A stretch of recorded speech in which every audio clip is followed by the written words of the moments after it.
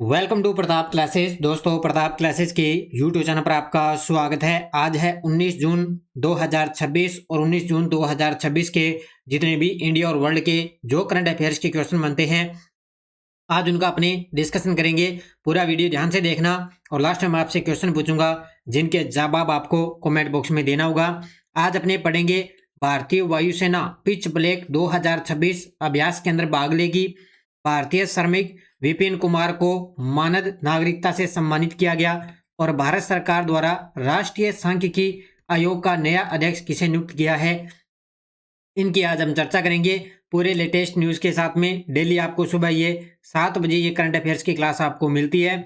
जो भी साथी bank, UPSC, SSGD, RAS, railway, ऐसा एग्जाम, सीएटी, कोई भी एग्जाम हो, सभी के लिए ये क्लास आपके लिए रामबाण है साबित होगी। बस डेली की क्लास आप करंट अफेयर्स की देखो, आपका करंट अफेयर्स का एक भी क्वेश्चन गलत नहीं होगा, लेकिन डेली आपको पूरी रूटीन के साथ इस क्लास को देखना पड़ेगा। अब करें स्टार्ट आज की क्लास। 19 जून 2026 सबसे पहले हमने कल हमने जो करंट पढ़ा था उन क्वेश्चनों को एक बार करेंगे रिवीजन। प्रधानमंत्री मोदी जी को the order of the white double cross first class सम्मान से किस देश ने सम्मानित किया? स्लोवाकिया ने। मई 2026 में भारत का माल निर्यात 18% वृद्धि के साथ कितने अरब डॉलर के ऐतिहासिक स्तर पर पहुंच चुका है? 45.2 अरब डॉलर। आयुष मंत्रालय द्वारा लॉन्च किया गया योग पार्क पोर्टल किस उद्देश्य से शुरू किया गया? सार्वजनिक पार्कों को समर्पित सामुदायिक स्वास्थ्य केंद्रों में बदलना।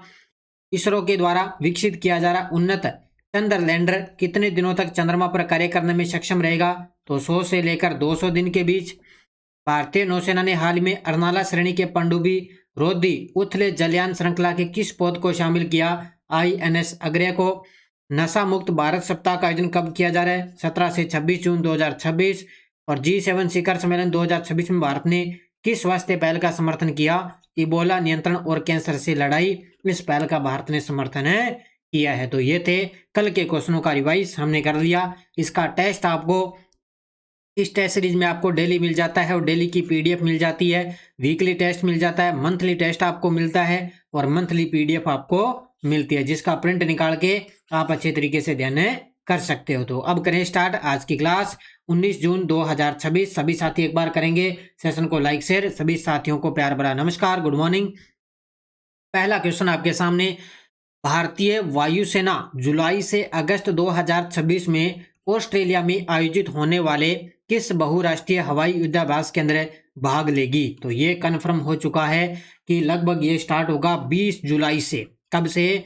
20 जुलाई से स्टार्ट होगा ये युद्धाभ्यास और ये चलेगा 7 अगस्त 2026 और ऑस्ट्रेलिया के अंदर आयोजित होगा कौन सा बहुराष्ट्रीय हवाई युद्धाभ्यास? तो जिसका नाम है पिच ब्लैक 2026 और अपने भारतीय वायुसेना भी इसके अंदर भाग लेगी। तो कौन सा युद्धाभ्यास? Pitch black 2026। तो अभ्यास का नाम पिच ब्लैक 2026, स्थान है ऑस्ट्रेलिया के अंदर आयोजित होगा। 20 जुलाई से लेकर 7 अगस्त 2026 तक चलेगा। भागीदारी रहेगी भारतीय वायुसेना इसके अंदर भाग लेगी और टोटल इसके अंदर भारत सहित 19 देश हैं वो इसके अंदर भाग लेंगे, यानी कि बहुराष्ट्रीय युद्धाभ्यास है तो निश्चित तौर से लगभग 19 देश भाग लेंगे और भाग लेने वाले विमान 100 से अधिक विमान भाग लेंगे और विभिन्न देशों के सैन्य कर्मी भी इसके अंदर शामिल रहेंगे। तो बहुत बड़ा ये युद्धाभ्यास होगा, 20 जुलाई से स्टार्ट होगा 7 अगस्त तक और इसका जो आयोजक रहेगा वो रॉयल ऑस्ट्रेलियन एयरफोर्स है, वो आयोजन रहेगा आयोजक और आवृत्ति लगभग 2 वर्ष में ये युद्धाभ्यास आयोजित किया जाता है। तो ये इतनी सारी बातें अच्छे तरीके से पढ़ लेना। कौन सा युद्धाभ्यास? Pitch black 2026।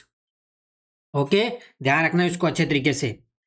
अगला क्वेश्चन, रोमानिया के क्रायोवा शहर ने भारतीय निर्माण श्रमिक विपिन कुमार को किस सम्मान से सम्मानित किया है? ये देखो आपके सामने तस्वीर में बड़ा ही गजब का प्रश्न है। तो रोमानिया के क्रायोवा शहर ने भारतीय निर्माण श्रमिक है विपिन कुमार, इनको सम्मानित किया है, मानद नागरिकता से सम्मानित किया है। किससे सम्मानित किया गया? मानद नागरिकता से सम्मानित किया है, क्योंकि इन्होंने क्या है एक साहस का, एक वीरता का कार्य किया है। इन्होंने मात्र जनवरी के अंदर जमी हुई जो झील है ना, वहां पे लगभग 5 वर्षीय एक छोटी बच्ची है उसकी इन्होंने जान बचाई थी। एक वीरता के क्षेत्र में इनको मानद नागरिकता से सम्मानित किया गया। तो देश है इनका रोमानिया, शहर क्रायोवा, इनको सम्मानित किया गया। सम्मानित व्यक्ति विपिन कुमार, भारतीय निर्माण श्रमिक हैं और सम्मान है मानद नागरिकता से इनको सम्मानित किया गया। सम्मान प्रदान करने वाली लिया ओलगुटा वासिस्को है, क्रायोवो की मेयर है ये, ठीक है, लिया ओलगुटा वासिलेस्कू। और घटना है कि जनवरी के अंदर जमी हुई झील में गिरी 5 वर्षीय बच्ची की इन्होंने जान बचाई और कड़ाके की ठंड में लगभग 30 मिनट तक बच्ची को पानी के ऊपर थामे रखा था इन्होंने, इसलिए इन्होंने वीरता का कार्य किया है। तो इसलिए इनको मानद नागरिकता से सम्मानित किया है। इनका नाम विपिन कुमार, इसलिए काफी चर्चा में है। अगला देखो, हाल ही में भारत का पहला nuclear engineering design centre codeine किसके सहयोग से स्थापित किया जा रहा है? तो ये भारत का पहला न्यूक्लियर इंजीनियरिंग डिजाइन सेंटर है जिसका नाम है कोडीन, और ये किसके सहयोग से स्थापित किया जा रहा है? तो एक तो फ्रांस की कंपनी है डसोल्ट सिस्टम्स, एक है IIT हैदराबाद और एक है CEPL इंडिया। इन तीनों के सहयोग से क्या है, भारत के अंदर पहला न्यूक्लियर इंजीनियरिंग डिजाइन सेंटर है कोडीन, वो स्थापित किया जा रहा है। तो इसका उत्तर होगा ऑप्शन नंबर 1।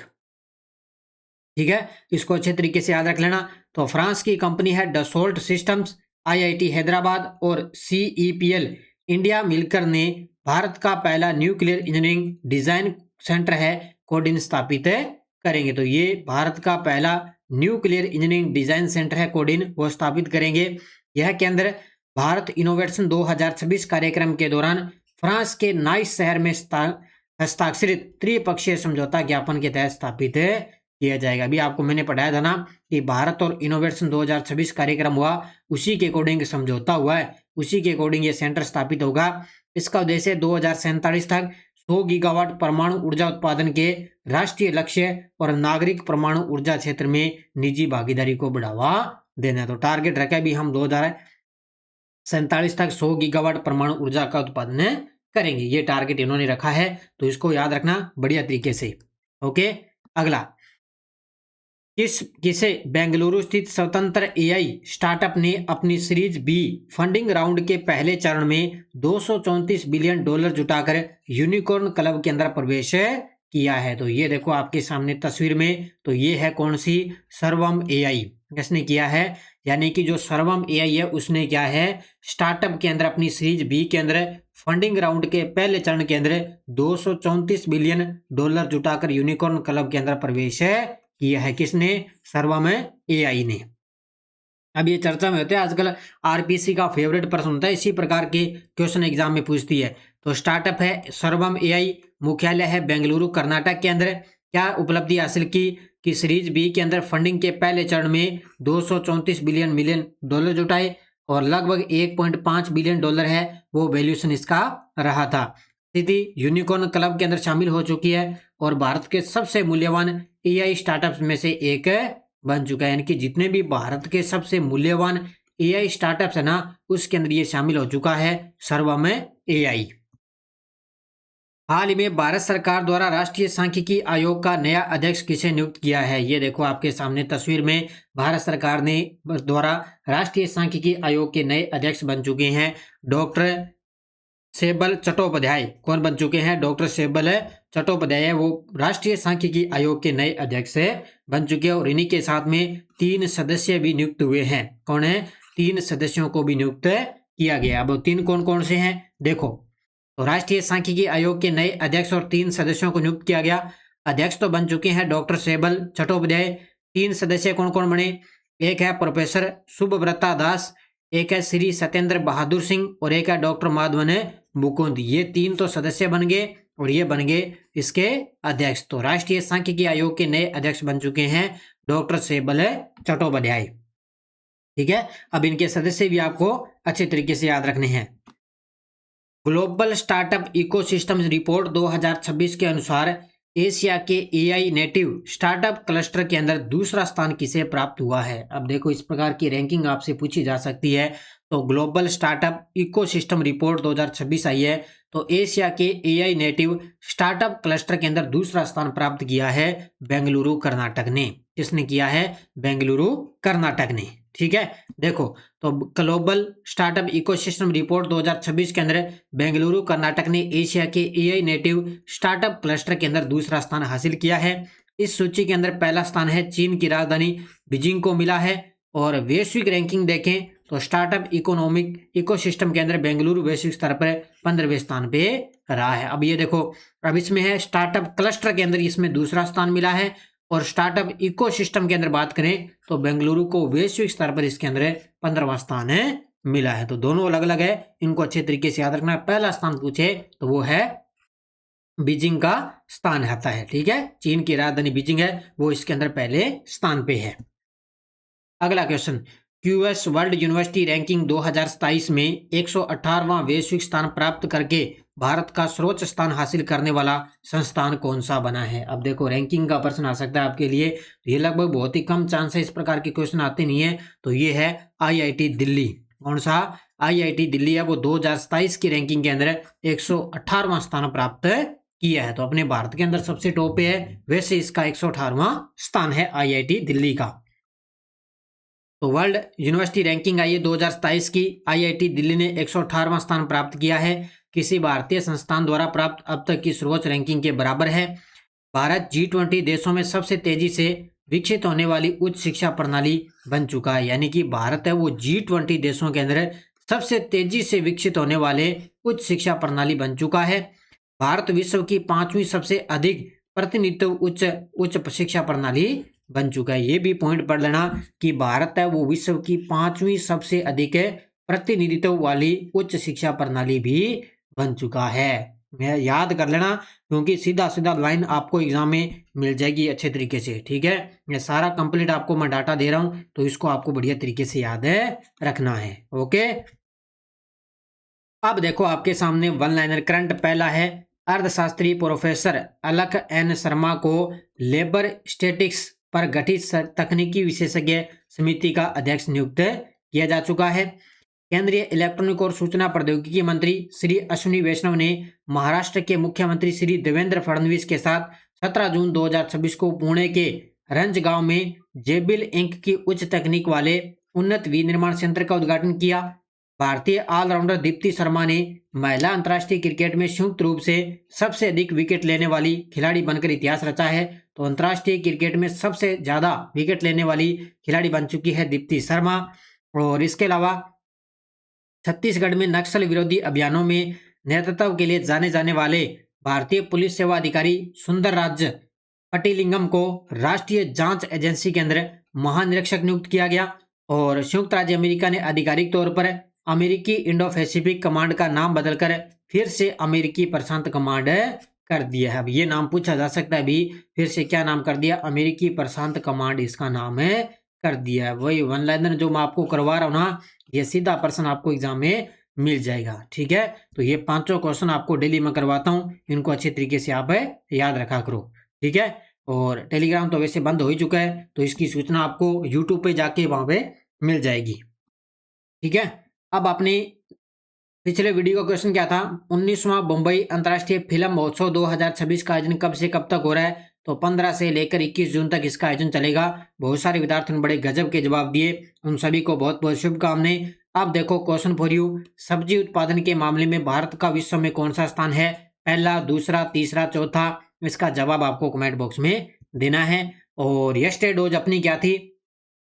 हमने सदैव यह कहा कि हमारा समाजवाद अपने ढंग का है, हम उन्हीं क्षेत्रों में राष्ट्रीयकरण करेंगे जिनमें हमें आवश्यकता समझते हैं। और ये भारत के संविधान की विशेषताओं के संदर्भ में ये कथन है इंदिरा गांधी का। अब ये प्रश्न आया हुआ है, इसको दोबारा पढ़ लेना, दोबारा रिपीट हो सकता है।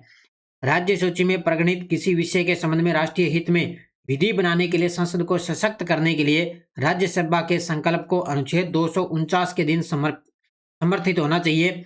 यहाँ पे उपस्थित और मत देने वाले सदस्यों का 2/3 बहुमत कम से कम, यहाँ पे मतलब 2/3 बहुमत कम नहीं होना चाहिए, उससे समर्थित होना चाहिए। और भारत की लोकसभा में दिल्ली संघ राज्य क्षेत्र से कितने सदस्य निर्वाचित होते हैं? तो ये होते हैं 7। ठीक है, अब ये इनको पढ़ लेना। अब ये आए हुए प्रश्न मैं आपको लगातार ये क्वेश्चन करवा रहा हूं। ठीक है, अब नेक्स्ट डोज आपके लिए मूल अधिकार से संबंधित अनुच्छेद आपको बताने हैं। राज्य की स्वेच्छाचारिता के विरुद्ध संरक्षण किस अनुच्छेद में है? उपाधियों का अंत किसमें है, त्वरित सुनवाई किसमें है, अंतःकरण की स्वतंत्रता।